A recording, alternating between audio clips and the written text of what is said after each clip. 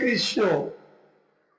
আজকে আপনাদের সামনে যে ভিডিওটা তুলে ধরছি সেটা ভিডিওর বিষয়বস্তু হচ্ছে তুলসী মহারানী কে, কেন তিনি বৃক্ষরূপে আমাদের এই জগতে অর্থাৎ মর্তভূমিতে এসেছিলেন। সৃষ্টির প্রারম্ভে কেদারনাথ রাজার কন্যা রূপে বৃন্দা দেবী যজ্ঞকুণ্ড থেকে আবির্ভূত হন। তাহলে এবার চিন্তা করে দেখুন, সৃষ্টির প্রারম্ভে কেদারনাথ রাজার কন্যা রূপে বৃন্দা দেবী যজ্ঞকুণ্ড থেকে আবির্ভূত হন। রাধা রানীর অষ্ট সখীদের মধ্যে একজন সখী ছিলেন সেই বৃন্দা দেবী। নিশ্চয়ই আপনারা কীর্তনে শুনেছেন, সব জায়গায় শুনেছেন। সেই বৃন্দা দেবী একদিন কেশরকুঞ্জ সাজিয়ে রেখেছিলেন এবং রাধা রানীও রেখেছিলেন। রাধা রানীর কাছে কৃষ্ণ না গিয়ে বৃন্দা দেবীর কাছে গিয়েছিল, রাধা রানীর কাছে ধরা পড়ে গিয়েছিল। আর রাধা রানী তখন সেই বৃন্দা দেবীকে অভিশাপ করে, তুমি মর্তভূমিতে গিয়ে মানবী রূপে জন্মগ্রহণ করো। বৃন্দা দেবীর কিছু করা নেই, কৃষ্ণর পায়ে ধরে অভিনয় করতে লাগলেন।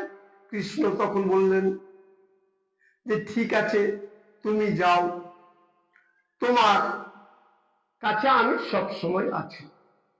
বৃন্দা দেবী এবার করলেন কি, বৃন্দা দেবী এবার করলেন যে ধর্মধ্বজ রাজার মেয়ে হিসাবে জন্মগ্রহণ করলেন।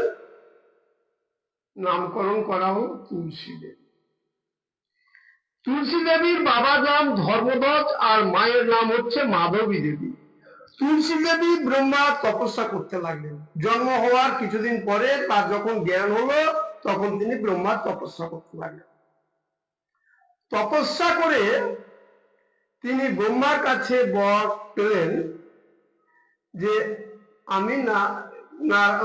আমি নারায়ণকে যেন স্বামী রূপে পাই। ব্রহ্মা বললেন তথাস্তু। তবে হ্যাঁ,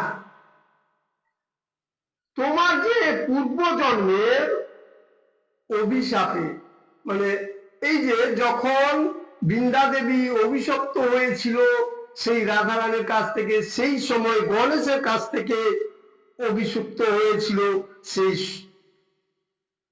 সুদাম। সুদামকে অভিশাপ করেছিল যে তুমি এই মর্তভূমিতে শঙ্খচূড় নামে জন্মগ্রহণ করবে।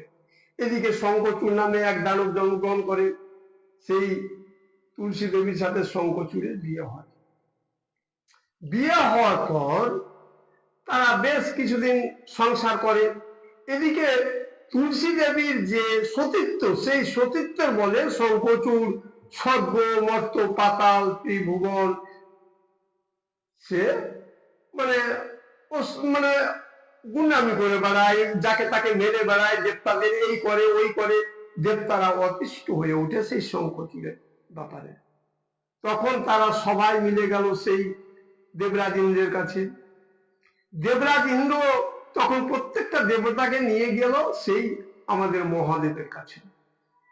মহাদেব তো সোজাই বলছে আমার দ্বারা তো সম্ভব হবে না, তো চলো আমরা সবাই মিলে নারায়ণের কাছে যাই। নারায়ণের কাছে গেল। নারায়ণ শুনে তো খুব চিন্তিত, কি করা যায়।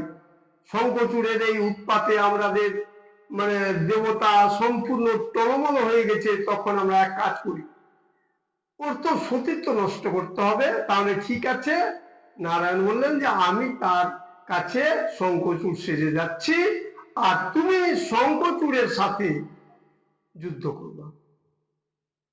শঙ্খচূড় তো নাই কথাই, কেবল ঝগড়াই করতে চেষ্টা করে।